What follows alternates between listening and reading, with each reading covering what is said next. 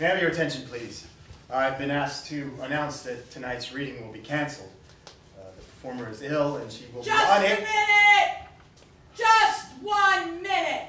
Miss Cushman? What do you think you are doing? Miss Cushman? Who told you to cancel my reading? Well, they said that you had collapsed in the dressing room. Yes, and I have expanded again. Now, what I want to know is, who told you to cancel my reading? Well, it was Miss Stebbins. It was your, My wife? Yes. Emma has a habit of overreacting sometimes. Don't you? And I suppose Emma told you all about my cancer, didn't she? My breast cancer? Yes, And did she also tell you that it was my breast cancer that brought me out of retirement 3 years ago? No. And did she tell you that in those 3 years I've performed literally hundreds of readings and plays? And that I have never missed a performance? No. Huh. Well, if you and Emma think it best that I not perform this evening, I will withdraw as soon as I have collected my full fee for the performance. Miss Cushman, if you're willing. Yes, I am. Thank you.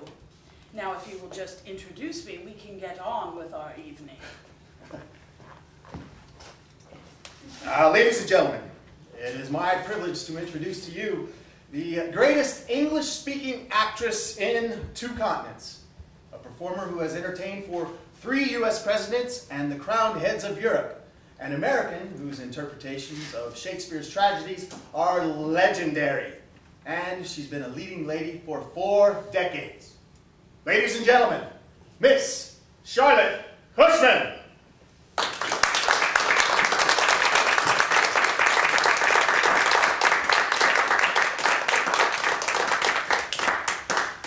Charlotte Cushman was determined to be an independent woman of dreams, to get to the top of the ladder in her profession, to not be beholden to anyone, to live exactly how she wanted and with whom she wanted, and to have the money and the power to do all of it.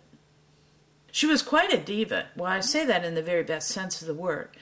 You know, like Cher, she went on at least 4 farewell tours, one complete with fireworks and a parade right down Fifth Avenue in New York City.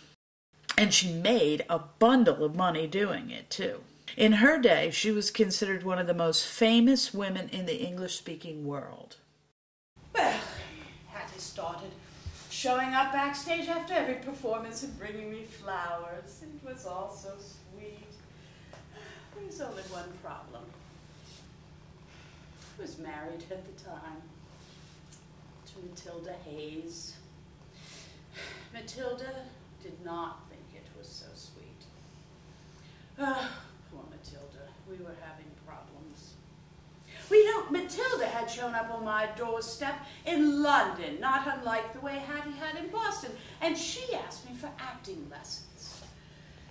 You know, it has always amazed me, the number of young women who seem to be in need of my instruction. Well, as luck would have it, I had just lost my touring partner and was in the market for a new Juliet for my Romeo. How's that for a line? Worked, too. I had her audition for me, and I cast her, and we soon became lovers on stage as well as off, and it was so exciting and so romantic, and we were so pleased with ourselves that we got married. That's right. We had an actual wedding ceremony where we took vows of celibacy, meaning with men, and promised to be faithful to one another for eternity. And it was an eternity. Outmaneuvered was never a word that applied to Charlotte. She did it her way, on and off the stage. That's particularly true of her love life, which even today we might find scandalous. Charlotte regales us with stories of her life in the theater and reenacts her most famous characters, including both male and female roles. It all began at the Park Theater. The Park Theater was going to produce Oliver Twist, by Charles Dickens. And in it, there's the role of a prostitute, Nancy Sykes. Now, in my day, no actress with any sort of a reputation would dare play the role of a prostitute. So naturally, Stephen Price assigned it to me. If I accepted the role, I would be professionally ruined. But if I refused, I could be summarily fired. Yes, it looked as if Stephen Price finally had me where he wanted me. And to tell you the truth, I considered quitting. It's a terrible insult to be cast as a prostitute, and naturally, he had done it in front of the entire company. But I have seen too many talented women drummed out of this business due to temperament, and I was determined not to be outmaneuvered. Now, if there was a way that I could play Nancy Sykes without being professionally ruined, I would find it.